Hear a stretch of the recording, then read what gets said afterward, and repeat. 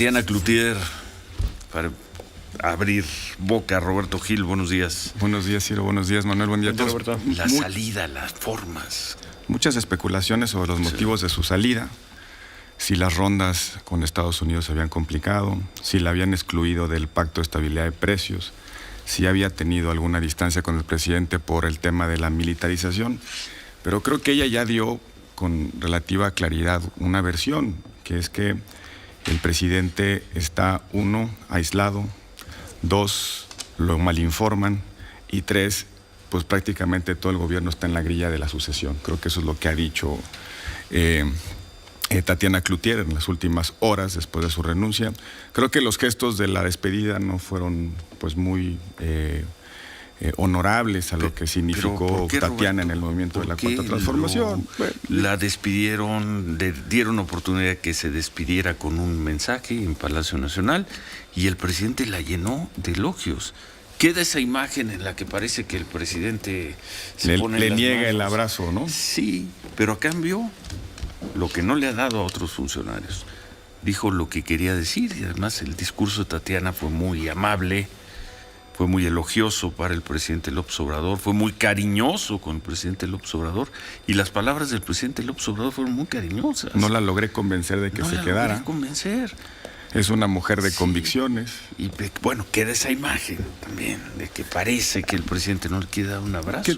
Parece una despedida muy cariñosa. Yo creo que también por la forma, pues va a quedar siempre esa imagen. ¿Sí? Además, el presidente entiende bien de comunicación y por alguna razón se resistió a ese abrazo. Que va a quedar eso en la imagen. Y yo no creo que...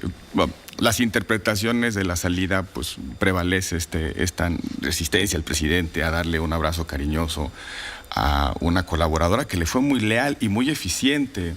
El presidente López Obrador en la campaña del 2018 logra reclutar a algunos cuadros, algunos perfiles que le permitían transmitir cierta moderación hacia el electorado, lo que no había hecho en el 2006 y en el 2012 con personas como Germán Martínez, como Poncho Romo, como Ursúa, como la propia Tatiana.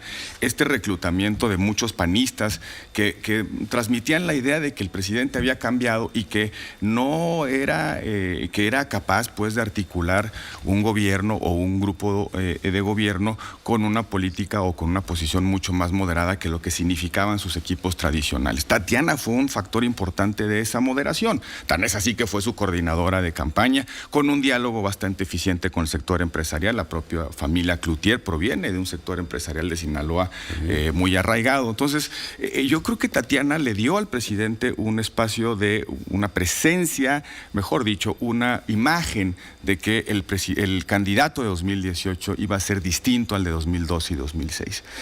Cuando muchos respiraron, cuando la propia Tatiana Clouthier entró al gabinete como secretaria de Economía en un momento complicado, pensaban que iba a llegar un poco a la impronta empresarial a la Secretaría de Economía, justo en el momento en el que estamos saliendo de la crisis del COVID y se necesitaba acelerar ciertas decisiones de política pública para contener los efectos de esa crisis.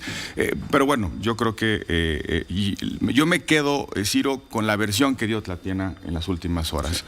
Un presidente que está aislado, mal informado y que todo el gobierno ya está en la grilla sucesoria. Esa versión la dio en una entrevista. Ayer estuvo en algunas entrevistas, yo vi algunas versiones en redes sociales. Vamos a hacer una pausa, varios temas. ¿Qué te parece esta convocatoria del Movimiento Unidos?